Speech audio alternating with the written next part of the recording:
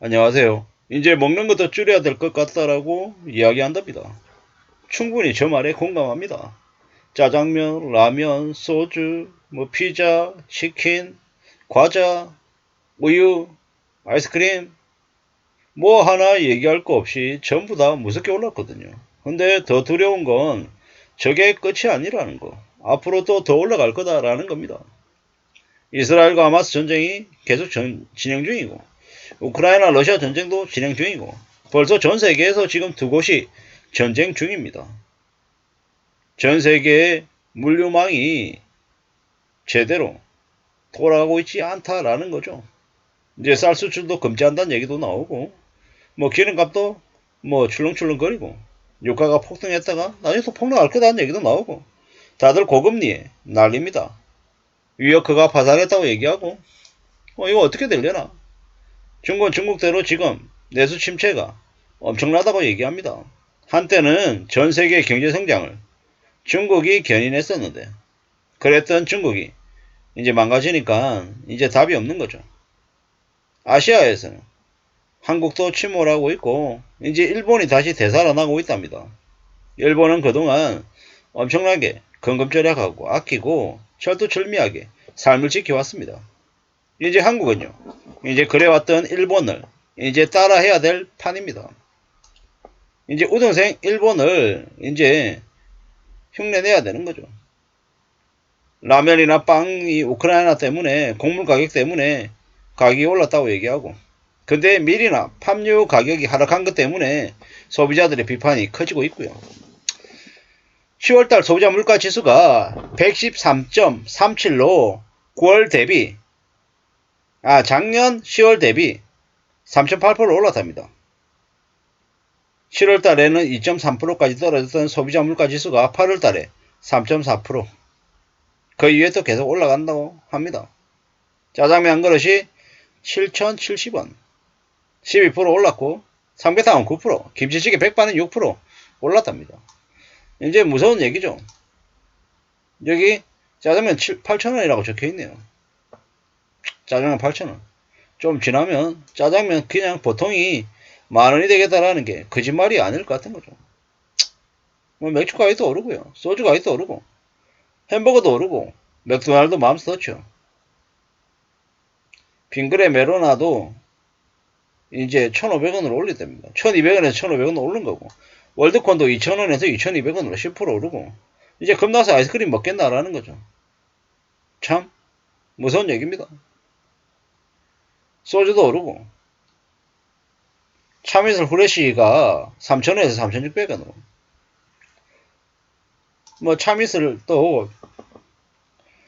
참이슬 후레쉬는 360ml가 1,550원에서 2,100원으로, 원재료 가격 상승 때문에 이렇게 올랐다라고 얘기하지만, 이들이 가격 올린 기간에 원재료 가격이 하락했다는 분석이 나와서 이제 서민들이 식품 제조사들을 욕을 하는 거죠. 앞으로 어떻게 되겠습니까? 앞으로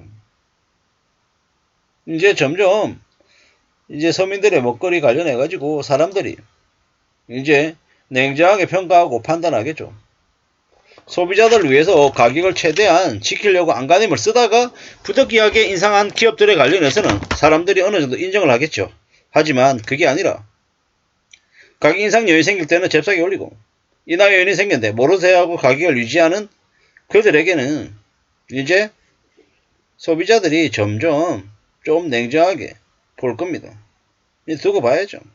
따져봐야죠. 앞으로 이제 점점 더 사람들이 이제 깐깐해지기 시작할 겁니다.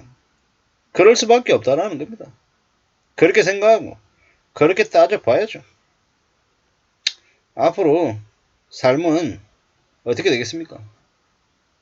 더 이제 먹고 사는 게 힘들어서 먹는 걸 가장 먼저 줄여야 되는 그런 상황이죠. 이러한 것들을 잘 따져봐야 되겠습니다. 누가 뭐라고 해도 삶을 잘 챙겨야 됩니다. 먹고 사는 걸 이제 최우선의 과제로 생각해야 되죠. 부동산이나 주식에 이제 눈을 돌려서는 안 됩니다. 최소 앞으로 3년에서 5년간은 그러하다라고 말씀드리고 싶습니다. 사는 게 얼마나 어려운데요. 얼마나 힘든데요. 뭐 괜찮은 것처럼 쉬운 것처럼 이제 얘기하면 안 된다라는 겁니다. 조심 또 조심하면서 살아야죠. 우려하면서 지내야 됩니다.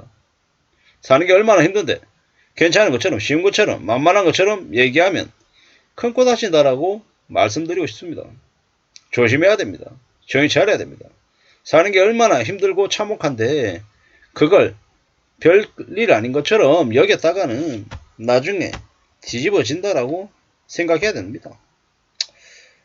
왜 이렇게 겁을 많이 주냐? 왜 그러냐? 사는 게 안 그래도 힘든데 왜 이렇게 부정적인 얘기만 하냐?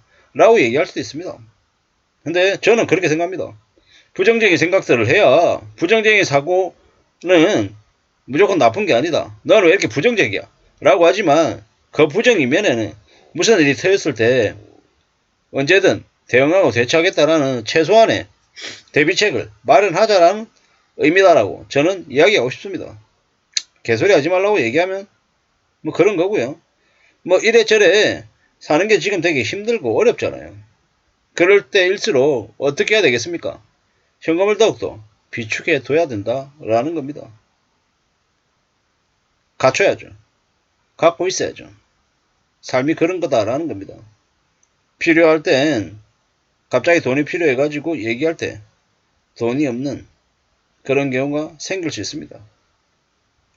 그렇기 때문에 더 염려하고 더 조심하고 더 착실하게 살아갈 궁리를 하자라고 이야기하고 싶습니다. 그래야 되지 않겠습니까? 그래야 살아내지 않겠냐라는 겁니다. 누가 뭐라고 해도 차근차근 착실하게 잘 움직여야 됩니다.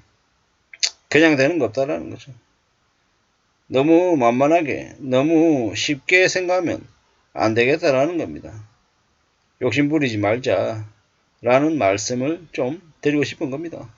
우리의 삶이 더 힘들어져서 먹는 것도 끼니 술을 줄여야 된다. 뭐 이런 얘기들도 되게 많이 나옵니다. 뭐 소비자 단체 뭐 참 많은 생각들이 들죠. 그보다 더 중요한 건 전 세계가 경제 폭망군의 1순위로 한국이라고 얘기하는데 뭐 더욱더 자신의 삶을 좀 잘 들여다보고 구조조정할 것들은 구조조정 해야 된다라는 겁니다. 그래야 될 것 같습니다. 그거 말고는 없는 것 같습니다. 먹고 사는 게 너무 힘들어질 것 같습니다. 참 문재인 때 최저시급 올리고 집값 올리고 뭐 이래저래 좀 병폐들이 좀 있지 않았나 라는 그런 댓글도 있습니다. 기술력이 일본보다 못한 나라가 최저임금은 일본보다 높다. 수출로 먹고 사는 한국의 상품들이 이제 무너지고 있다. 뭐 이런 얘기들도 있고요. 일본의 잃어버린 20년처럼 한국도 이제 시작됐다. 이런 얘기들이 되게 많습니다. 문재인 정부 때나 지금이나 참 많은 생각들이 듭니다. 앞으로 더욱더 사는 게 힘들 것 같다라고 봐야 될 것 같습니다. 조심하면서 대비하면서 사는 것 말고는 길이 없는 것 같습니다. 이상입니다.